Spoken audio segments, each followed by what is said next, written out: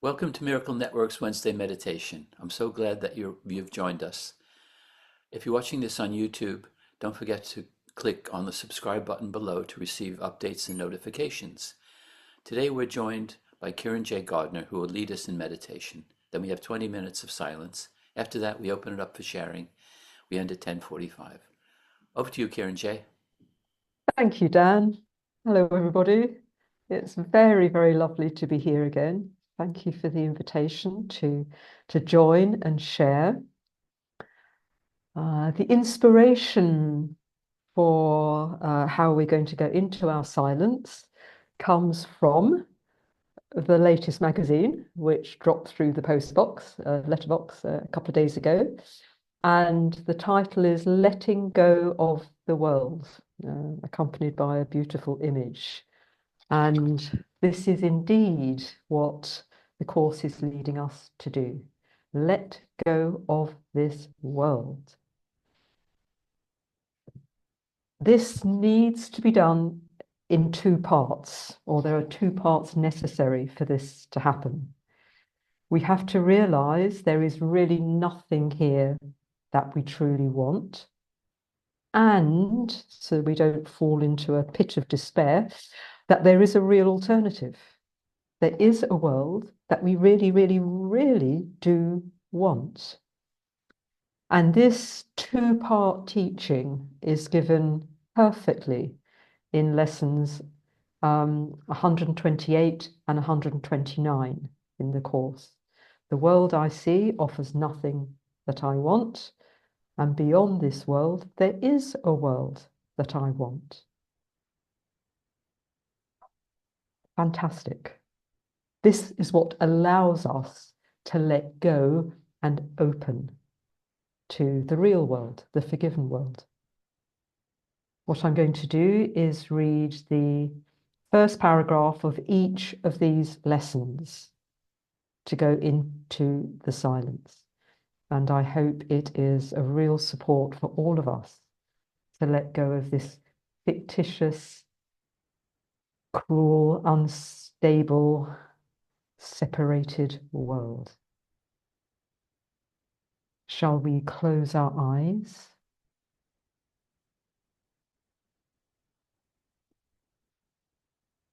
And open our minds to spirit together.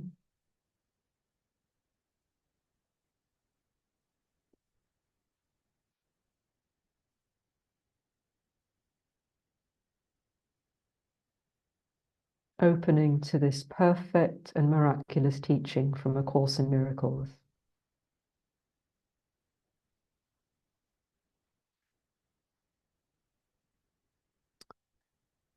The world you see holds nothing that you need to offer you. Nothing that you can use in any way. Not anything at all that serves to give you joy. Believe this thought, and you are saved from years of misery, from countless disappointments, and from hopes that turn to bitter ashes of despair. No one but must accept this thought as true. If he would leave the world behind and soar beyond its petty scope and little ways. Beyond this world, there is a world I want. This is the thought that follows from the previous one. You cannot stop with the idea the world is worthless, for unless you see that there is something else to hope for, you will only be depressed. Our emphasis is not in giving up the world, but on exchanging it for what is far more satisfying, filled with joy, and capable of offering you peace. Think you this world can offer that to you? So let's go into the silence in deep contemplation of what we truly want.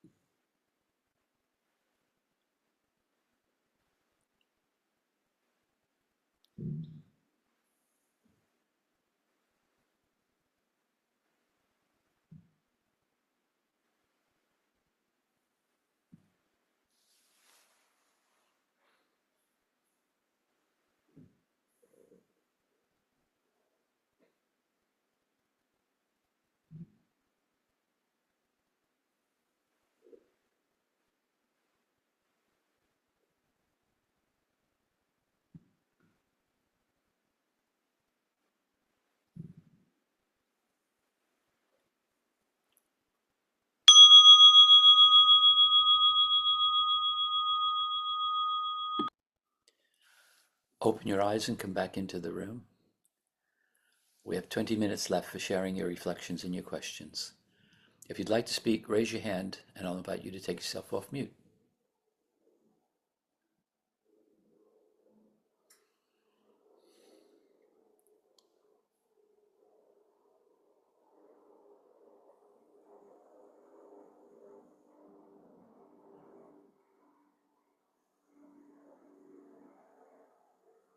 I think Jim's got his hand up. Who put their hand up? Oops. Correct, yes. Oh, yes. Thank you, Jim. kironJ. Thank you. That was just what I needed today. I'm on a committee of people who made an investment a few years ago that turned out not very well. And so we had a meeting yesterday discussing our next steps. And what I've seen quite clearly is that sometimes I get quite down about this, the money I might lose, for example, and also about how others might lose. And but also I've got some quite valuable experience to bring to the committee. Sometimes I feel just like walking away from it all, but I do have some valuable experience. So when I focus on what I can give, the service I can provide, then it becomes much lighter. If my mind drags me back into thoughts about what I might lose, not that it's tremendously disastrous. I think it's more about greed, really, about not wanting to lose rather than security. And but the more I focus on what I can give to the situation, the lighter it becomes. And it's absolutely true that there's nothing in this world that I want, but I forget that sometimes, and that's when it gets really heavy. But no, it was a really good lesson today to be reminded of that, because after a committee meeting, things get quite heavy because we can get quite depressed about the whole thing, really, which is ridiculous because from our point of view anyway, from the point of view of the course, getting depressed about anything in the world, potential losses or whatever, or mistakes that we feel we've made, I mean, it's ridiculous. And so, yeah, thank you, kironJ. Oh, thank you, Jim. Beautiful. Yeah, what a wonderful teaching. What can I give? Not what can I get? Or what might I lose? If it's what can I give, and that giving is coming from spirit, where on earth could the loss be? Where in heaven could the loss be? Can't be anywhere. So that's a wonderful extension of this focus on these lessons about the two worlds and what we really want. So yes, when loss is possible, when we're identifying as a person, when we think money is important, it's very heavy indeed. When we know we really are sustained by the love of God, and that will be reflected in the world, we will have absolutely what this seeming person seems to need, then it's all okay. It's all held. It's all given. So yeah, lovely, Jim. Thank you. Who would like to share?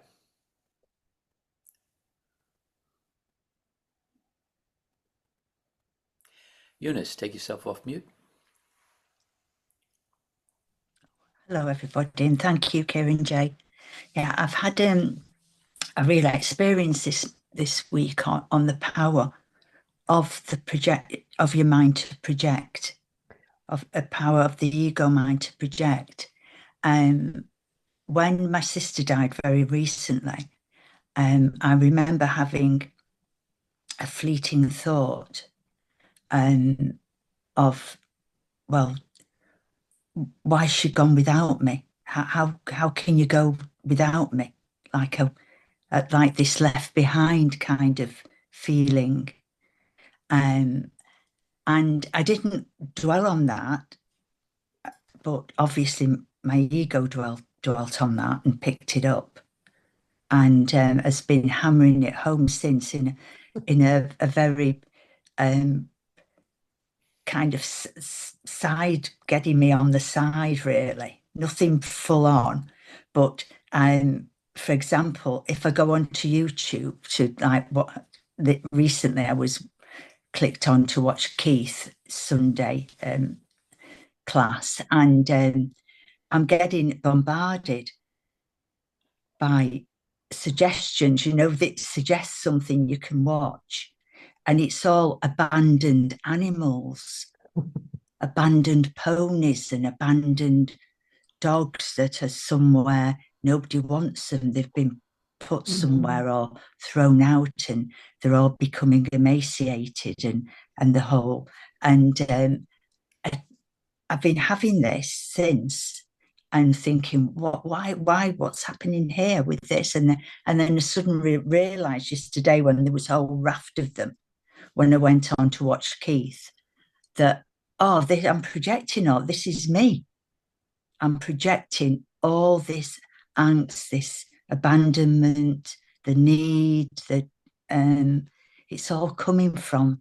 I've traced it back to that one thought. I don't know if it is that one thought, but that need that my ego snatched up at that point when Kay died, and has been the kind of hammering that home to me in a very subtle way, I think. So the power of the mind is that it's amazing, because all that's I'm putting all that out there to come back at me. Yeah. Thank you so much, Eunice. Indeed, the power of the mind to miscreate. It's the same power, but we're using it to miscreate. And I have a thought to offer about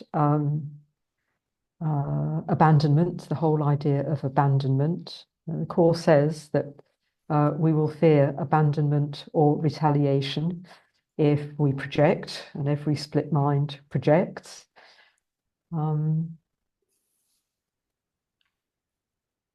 So our guilt, this awful, awful, essential guilt that makes the world and drives what we do before we go into a deep healing process, the guilt is about rejecting God. We think we've made this awful, awful sin, not just a mistake, this awful sin, and it's excruciatingly painful. And the mind tries to do something about it. So a wonderful cover for I rejected God is God abandoned me. Then it's not my problem, is it? Or not my fault. I can explain the separation in God abandoned me. No, I didn't reject him. God abandoned me. That too, of course, is very, very painful, but it shifts the blame. So we're now left with abandonment thoughts in the mind. God abandoned me. And that's what we project out. And it looks like all our experiences of abandonment. So a sister dying and abandoning me. A dog being abandoned and left to starve. Every single experience we can think of that we've had or we've seen others have of abandonment is all about the fear that God has abandoned us, and that is a defense against I rejected God. So what clears the whole thing up is to start looking at I rejected God. Couldn't do it, of course, in truth, but the mind fears this is what it's done, and it still wants to believe that if it has any interest in being a person. If you react as a person, your mind is still interested in being a person. So there's such a split and trauma going on that if we come back, if we're willing to come back to all the guilt, so all of this is made by fear and guilt, all this physicality, that's because the mind believes it wanted to reject God, it's pulled it off and then done all sorts of things to cover it up. So if we go that route, if we're willing to go that healing journey, on that healing journey, then if we see an image of an abandoned dog, or if we lose a loved one that seems to abandon us, it won't affect us. We'll know it's just a lingering image that the mind was using to try and make things a little better without God, which it can't do. So I offer that to you for further contemplation. Thank you, kironJ. It's really helpful. Thank you. Who would like to share? Oh, Dennis and then Lottie. Thank you, Karen. In the 70s, I had a wonderful experience with the being a light like 1,000 suns, and I had a conversation like mind to mind, and I asked and I said, "Where have you been? I've been searching for you all my life." And the answer back was, "I've been here all the time. Where have you been?"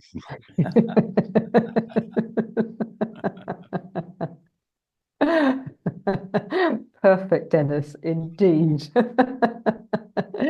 That just describes our situation, doesn't it? Yes. Where's the help? Where's the healing? Why am I so stuck? Well, it's what we're choosing. Yeah. We're covering our eyes. The light has not gone. Yeah. Yes. Thank you, Dennis. Okay, Lottie?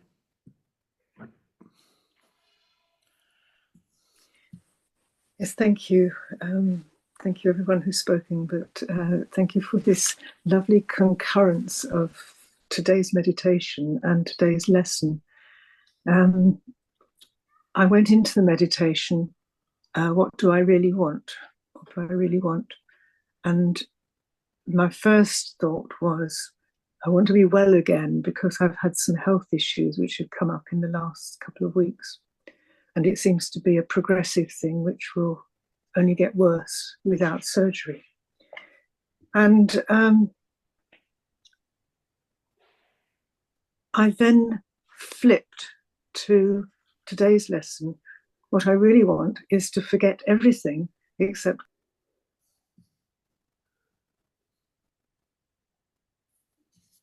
Oh, you've just muted yourself. Just at the last moment, Livalsi. We've heard everything you've said. Yes, I didn't do anything. It just happened. Well, Yes. it's your mind. Anyway, yeah, go on. So, yes. So I realized that after a lifetime of wanting to be special, I have actually come to a position where I don't want to be special. I want to be part of this God's love and showing it and letting it flow through me. And then I'm left with, how do those two things come together? You know, the health thing and the allowing love to flow through me. And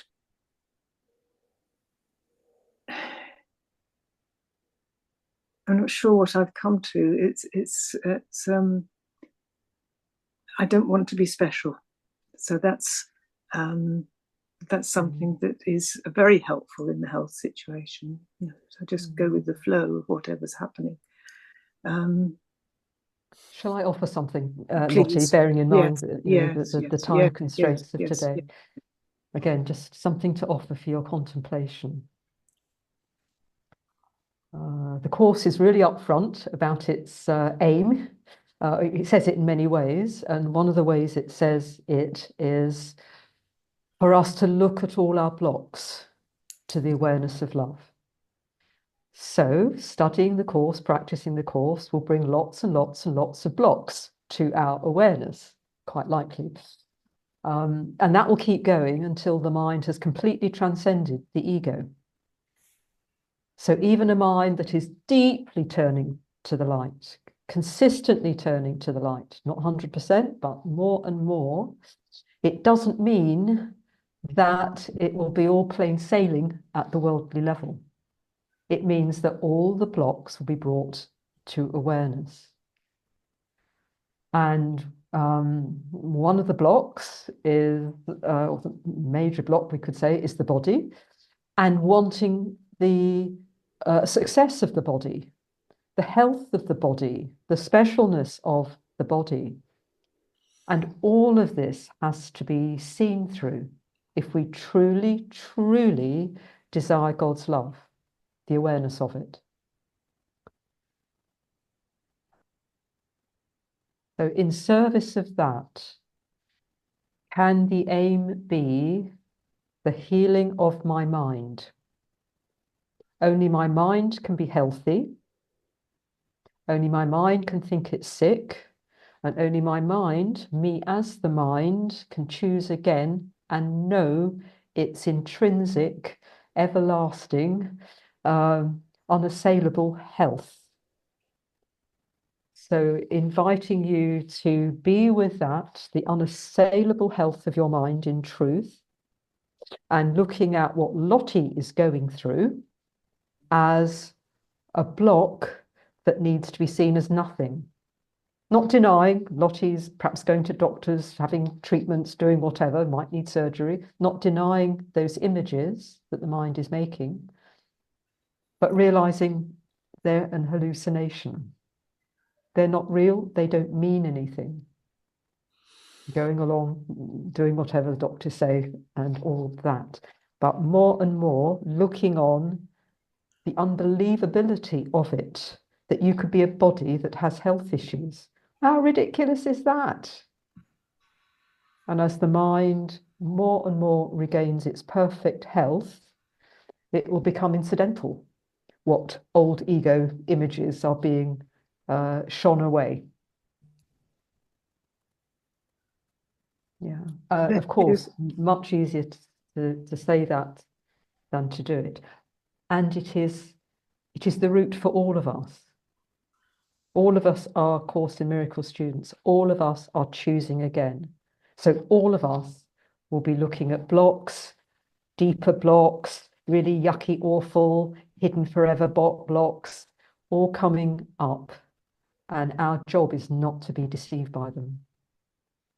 So sorry, Lottie, you were going to say something. Oh, bless you, because that brings me peace. It's beautiful. Thank you very much. Thank you. You're welcome. Norman, would you like to share? Yes, thank you very much. You mentioned blocks. I've always had a problem when I was a child. I heard a voice that hit a man with a big stick. And I thought to myself, why does the ego always speak first? And it was tormenting me. So eventually I asked God, why, as a young child who has no comprehension of what's going on, get a thought in his mind, hit that man with that stick in your hand. I was in nappies at the time, and what the stick was doing in my hand, I had no idea, but it did. And my second thought was, why no retaliation? And as to say, for 78 years, that has bothered me. But the answer came, you were never born. And that brought me immense relief in a way that I would try to explain. That simple answer, we were never born. Yeah. You know, it was settling me down immensely. Thank you. Thank you so much, Norman. Beautiful. Indeed. It is such a trap, I offer, to either see ourselves as having been young children, defenseless, innocent, or other children, defenseless, innocent, and see them as victims of their experience. Because we never are these young children. We are always a mind choosing its experience, whether the experience is of being a day-old baby, 6-month-old baby, 5-year-old child, 50-year-old person, 99-year-old person, whatever the image is that the mind is projecting, we are not that. And age doesn't come into our sense of responsibility. You know, if you look at the worldly level, you know, 6-day-old baby, life support, tubes everywhere, it will be very tempting to think, oh my goodness, what a tragedy. At the worldly level, yes. From a Course in Miracles perspective, it's the mind choosing to put its agony about leaving God, choosing to leave God, into an image of a 6-day-old baby fighting for its life. There's no victim there. This is our healing. This is the way to leave the world if that's what the mind really, really wants. We have to look at everything so completely differently to the worldly view and not get sucked into innocent victims here. There are none. But there's no guilt either. There's just minds mistaken. And minds can remember that never really occurred. Thank you, Norma. Okay, we've come to the end of our time together. Thank you, kironJ. That was wonderful. And thank you for everyone for being here and sharing. And Yes, indeed. Thank you, Dan. forward to seeing you next week. Lots of love. Bye, everyone. Thank you. Thank you, Bye, Bye. everybody. Thank Bye. you so much. Bye. Bye. Thank Love you. you.